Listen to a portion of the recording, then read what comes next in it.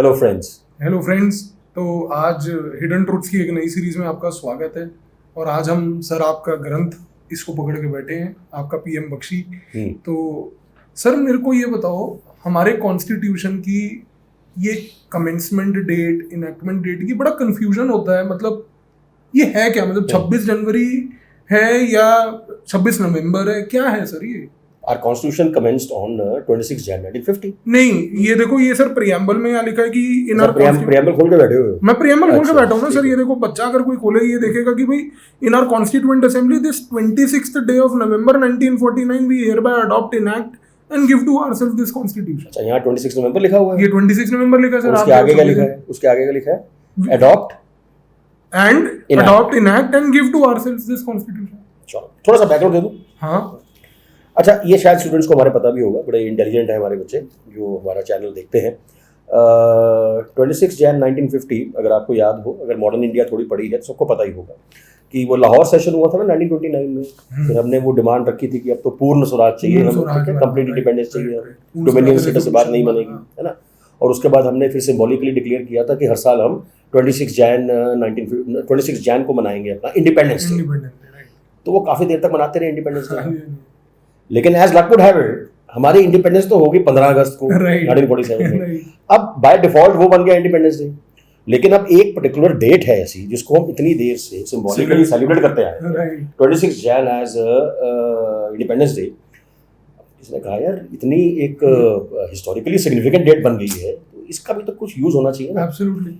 तो फिर एक सजेशन आई कि चलो फिर इस दिन से हमारी कॉन्स्टिट्यूशन को हम शुरू करते हैं। This should be the date of commencement, 26 Jan 1950, the day India becomes a republic। तो उसके बाद हम उसको रिपब्लिक डे मनाते हैं।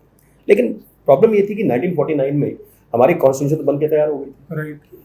और ये भी एक फीलिंग थी कॉन्स्टिट्यूंट असेंबली के अंदर कि ठीक है हम 26 जनवरी 1950 को अपने संविधान को शुरू करेंगे।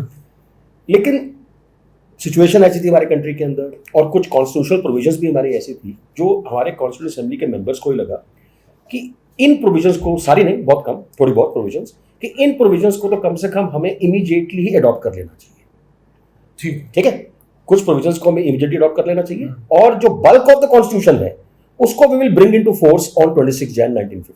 ओके। तो फिर आपके प्रियम्बल में वो सिंबॉलिक वाला भी हो जाएगा हमारा कि 26 जैन की जो रेलेवेंस है हिस्टोरिकली वो भी यूटिलाइज हो जाएगा। राइट।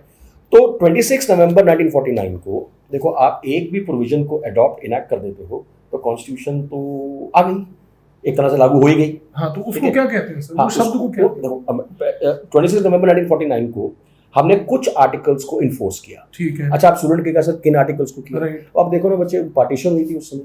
पार्टीशन होने के कारण हमारे बॉर्डर्स तो आजकल की तरह की फेंसिंग तो होती नहीं है, तब भी इन्फिल्ट्रेशन होती रहती है। तो उस समय तो बॉर्डर्स बहुत पोरस थी, यहाँ से लोग वहां जा रहे थे, वहां से यहाँ आ रहे थे, यहाँ से लोग वहां जाके फिर वापस आ गए थे, ये भी हुआ था। ठीक है, जिनको फिर वो रीसेटलमेंट परमिट के अंदर इंडिया का सिटीजन बनाया गया था। राइट।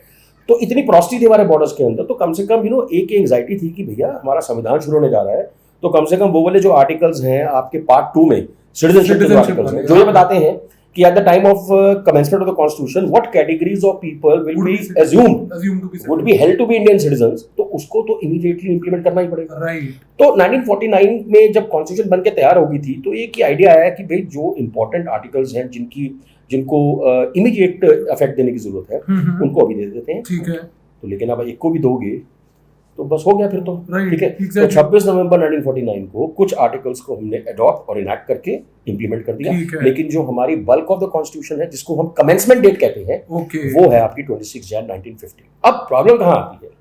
स्टूडेंट्स कहते हैं सर जो लीगल डेट है तो प्रियम्बल में है, वो 26 नवंबर 1949 है, और कुछ कहते हैं सर 26 जनवरी की अगर हमारी कमेंसमेंट डेट है, जो बल्क ऑफ द कॉन्स्टिट्यूशन हमारी कमेंस सब हुई है, तो इसकी लीगैलिटी क्या है? इसके बारे में तो प्रोविजन कॉन्स्टिट्यूशन में है ही नहीं। ये बड़े लोगों को मिसकंसेप्शन है कि 26 Jan 1950 is not mentioned in the constitution. It is very much mentioned in the constitution. Sir ये कहां मेंशन? आर्टिकल 394 देखो, 394 आपको दो तरह की इंफॉर्मेशन देता है, पीछे देख भी सकते हैं स्टूडेंट्स। वो क्या इंफॉर्मेशन देता है कि एक तो वो आर्टिकल्स जो इमीडिएटली इन्फोर्स किए गए 26 नवंबर 1949 को, और उसी में आपको मिलेगा मेंशन 26 जैन 1950 का एज द, बड़ा क्लियर लिखा है वहां पे, this will be the date of commencement of the constitution. अब दो चीजें आपकी फर्क आ गई, एडॉप्शन एंड इनैक्टमेंट डेट। एक हो गई 1949 26 नवंबर, कमेंसमेंट डेट अगर ये क्वेश्चन आता है तो 26 जैन 1950। ठीक है, तो आप अगर आर्टिकल्स हैं आपके पास तो पढ़िए कौन से आर्टिकल्स हमने उसी टाइम पे इन्फोर्स किए सर थे। जो ये आर्टिकल 394 आप कह रहे हाँ। हो, इसमें लिखा है कि this article and articles 5, 6, 7, 8, 9 citizenship वाले हो गए, ये सारे सिटीजनशिप वाले हो गए सर। 60 ये प्रेसिडेंट ऑफ इंडिया वाले हो गए, 324 हो गया, डेमोक्रेसी, नहीं 324 आपका इलेक्शन कमीशन इलेक्शन कमीशन हो गए, हाँ। 366, ये 67 आगे डेफिनेशंस, तो ठीक 3-4 आर्टिकल और है उसके आगे। राइट। हाँ, shall come into force at once, advance मतलब 26 नवंबर 1949 को। okay, and the remaining provisions of this constitution shall come into force on 26th day of January of 1950, date mentioned है देखो। right, हाँ, which day is referred to in this constitution as the commencement date, ये commencement date है हमारी। तो अगर वहां पे बस ये जो टर्मिनोलॉजी का फर्क थोड़ा ध्यान रख लेना, अगर प्री में क्वेश्चन आ जाए कि अडॉप्शन इनैक्टमेंट डेट हमारी प्रीएम्बल वाली है Right. और कमेंसमेंट डेट हमारी 394 वाली है। तो सर ये आपने बहुत इंपॉर्टेंट एक चीज बताई, बिकॉज आई थिंक ये बुक में तो खैर मैंने आज तक कभी सुना ही नहीं है, और बहुत लोकप्रिय पॉलिटी की किताबें भी इसको कभी समझा नहीं पाई। तो फ्रेंड्स इसको बहुत ध्यान रखो आप, कि जैसा सर ने बता दिया कि भाई आपको प्रीलिम एग्जाम में सर ये बात तो प्रूव हो गई इस बार भी कि each word is a defining word, बिल्कुल एक वर्ड के मीनिंग से पूरा गेम बदल जाता है। तो दोस्तों ये जो सर ने कॉन्सेप्ट आपको बताया है कि भाई कमेंसमेंट वर्ड अगर पूछा तो आर्टिकल 394 है, राइट सर, और कमेंसमेंट हमारे कॉन्स्टिट्यूशन में लिखी है भाई, डेट भी लिखी हुई है, डेट भी लिखी हुई है, मतलब लीगल सैंक्शन है उसकी, लीगल कॉन्स्टिट्यूशनल सैंक्शन सैंक्शन है। सर। आई थिंक आप सर पॉलिटी की बुक लिखो सर, क्योंकि आ रही है जल्दी, चिंता मत करो सर ये टाइम की चीजें मतलब बच्चे पढ़ के परेशान हो गए हैं सर, कोई कंसेप्चुअल क्लैरिटी नहीं मिल रही है। तो दोस्तों अडॉप्शन इन एक्शन एक चीज and commencement is the different thing.